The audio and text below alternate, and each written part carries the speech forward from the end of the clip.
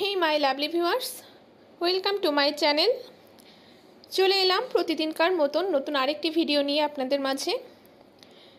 আশা করছি যে যেখান থেকে আমার ভিডিওটি দেখছেন সবাই অনেক ভালো আছেন ও সুস্থ আছেন। তো আজ আমি আপনাদের সাথে শেয়ার করব কিছু কিচেন টিপস যা আমাদের নতুন গৃহিণীদের জন্য অনেক বেশি উপকারী। তো চলুন কথা না বাড়িয়ে ভিডিওটি শুরু করা যাক। আর হ্যাঁ, ভিডিওটি যদি ভালো লেগে থাকে তো অবশ্যই একটি লাইক দিয়ে চ্যানেলটি সাবস্ক্রাইব করে নিতে ভুলবেন না কিন্তু। আর যারা আমার ফেসবুক পেজ থেকে দেখছেন তারা অবশ্যই পেজটি ফলো করে দিবেন। তো প্রথম টিপস, প্রেসার কুকারে অনেক সময় সিটি পড়ে না বা সিটি আসতে সমস্যা হয়। তো সেক্ষেত্রে কিন্তু বেশ বড়সড় একটি সমস্যার সম্মুখীন হতে হয়, যেহেতু ডাল সিদ্ধ বা অনেক রকমের সিদ্ধ করতেই কিন্তু আমাদের প্রেসার কুকারটা দরকার হয়। তো সেক্ষেত্রে আমাদের দুইটি কাজ করতে হবে। একটি হলো প্রেসারের যে সিটি এটা পরিষ্কার করে নিতে হবে বাসিটা, আর সেকেন্ড নাম্বার ঢাকনির যে রাবারটা রয়েছে সেটি ছুরি দিয়ে, যেভাবে ভিডিওতে দেখালাম সেইভাবে ছুরি দিয়ে একটু তুলে জিনিসটা একটু ধুয়ে তারপর আবার নতুন করে লাগাইতে হবে। তো এই কাজটি করলে আশা করা যাচ্ছে আপনাদের প্রেসার কুকারে ছিটি পড়তে আর কোনো প্রবলেম হবে না। তো দেখতে পারছেন আমি কিন্তু এখানে ঢাকনির নিচের অংশটা না লাগিয়ে আপনাদের দেখাচ্ছি, কারণ অলরেডি সিটি এসে গিয়েছে, মানে গরম হয়ে জিনিসটা ভাপ হয়ে ভিতরে আটকে গিয়েছে।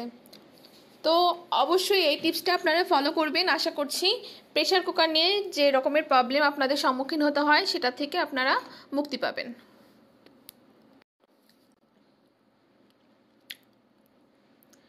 তো আমি আপনাদের এটা দেখিয়ে দিচ্ছি, দেখুন আমার কিন্তু খুব ভালোভাবে সিটিটা চলে আসছে।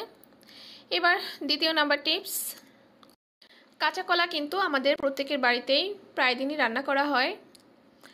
তো কাঁচা কলা কেটে রাখলে দেখা যায় কালো হয়ে যায় বা অনেকটা আঠাযুক্ত হয়ে থাকে।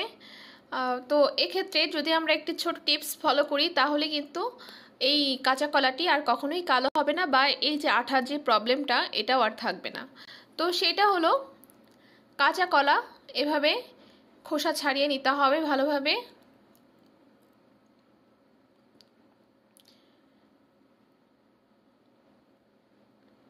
এবং সেটিকে আপনারা যেভাবেই কাটেন না কেন, আমি এখানে ভাজি করব এই জন্য আমি পিচ করে নিচ্ছি। আপনারা ঝোলের জন্য কাটেন বা কোনো তরকারির জন্য যেভাবেই কাটেন না কেন সেটা ঠিক সেভাবে কেটে পানিতে ভিজিয়ে রাখতে হবে, আর পানিতে কিছুটা লবণ অ্যাড করতে হবে। এতে করে যেটা হবে সেটা হলো কলা আর কখনোই কালো হবে না, এমনকি এটা দ্রুত গলে যাবে। তাছাড়া এর ভেতরে এক ধরনের পদার্থ আছে, তো এই লবণ পানিতে ভিজিয়ে রাখার ফলে এই জিনিসটা বের হয়ে যাবে এবং ঝোলে দেওয়ার পরে যে কালো হয়ে যায় ঝোলটা সেটা কিন্তু আর হবে না। তো আপনারা বাসাতে এই টিপসটি অবশ্যই ফলো করবেন। আমি কিন্তু এটা 15 মিনিটের জন্য ভিজিয়ে রেখেছিলাম, আর দেখুন পানির কালারটা কিন্তু কিছুটা চেঞ্জ হয়ে আসছে। তো কেমন লাগলো বন্ধুরা টিপসটি? ভালো লাগলে অবশ্যই একটি লাইক দিয়ে দিবেন। তো 3 নম্বর টিপস, বাঙালির প্রত্যেক বাড়িতেই কিন্তু শাক রান্না হয়ে থাকে। তো এই শাক খেতে যতটা সুস্বাদু ততটাই ঝামেলার বা ভোগান্তির সেটাকে কাটা এবং ধোয়া। আর এভাবে ধুতে গেলে তো শাক অর্ধেকটাই পড়ে যায়। তো এই ক্ষেত্রে আমরা যদি একটা ছোট টিপস ফলো করি তাহলে কিন্তু শাক ধোয়া অনেক সহজ হয়ে যাবে। যেহেতু প্রতিকার কাজ সেহেতু একটু সহজ করে নিতে তো সমস্যা নাই, তাই না?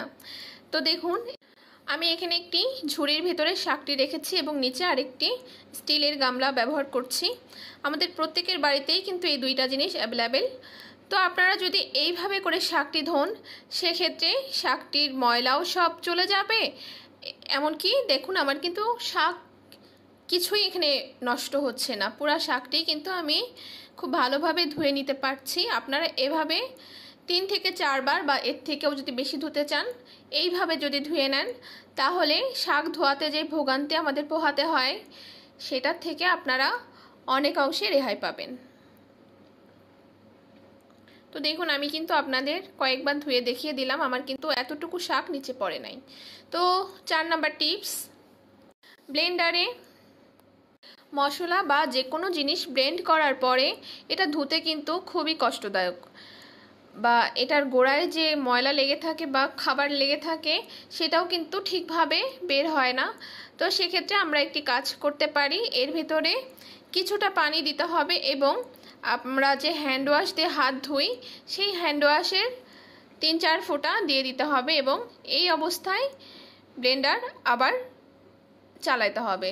তো এতে করে কি হবে, মেশিনের গোড়ায় যে ময়লাটা থাকবে বা পুরো মেশিনে যেই মশলা বা খাবার লেগে থাকবে সেটা পুরাটাই খুব ভালোভাবে কিন্তু ক্লিন হয়ে যাবে, যেটা হাত দিয়েও সম্ভব না। এরপরে আপনারা যদি চান খুব ভালোভাবে আরেকবার মেজে নিতে পারেন, ব্রাশ দিয়ে হোক যেভাবেই হোক।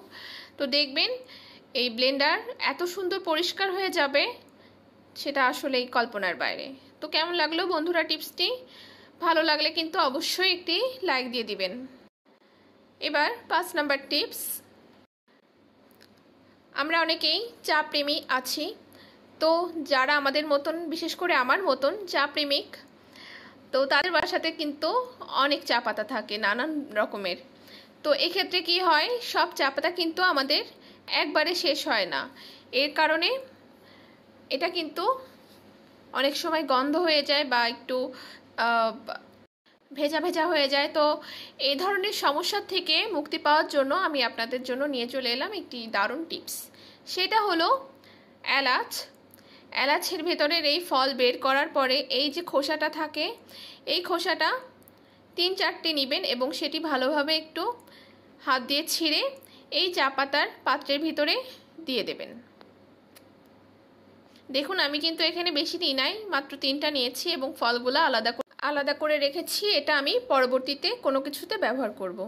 আর এই যে খোসাগুলা, এটা আমি চা পাতার ভেতরে দিয়ে নেড়েচেড়ে বয়ামের মুখটা লাগিয়ে রেখে দেব।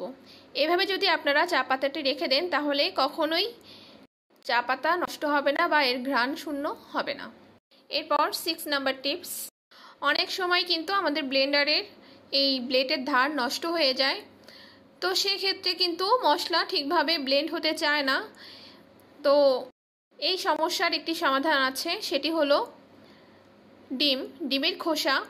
ডিম গুলে নেওয়ার পরে ডিমের যে খোসা থাকবে সেটা একটু নর্মাল পানি দিয়ে ধুয়ে আপনারা খোসাটি রোদে শুকিয়ে নেবেন এবং তারপরে এই যে ব্লেন্ডারের জার, এর ভেতরে খোসাগুলি এভাবে আস্ত দিয়ে দিবেন। আর এরপরে 3 থেকে 4 বার ব্লেন্ডারটা মেশিনে দিয়ে ঘোরাবেন। এতে করে কি হবে, ডিমের খোসা কিন্তু বেশ ধার, তো সেটা এই মেশিনের দ্বারা ব্লেন্ড হয়ে মেশিনের ব্লেডগুলা কিন্তু বেশ ধারালো হবে। আপনারা এই প্রক্রিয়াটা করার পরে মশলা বেটে দেখবেন, পার্থক্যটা নিজেরাই বুঝতে পারবেন।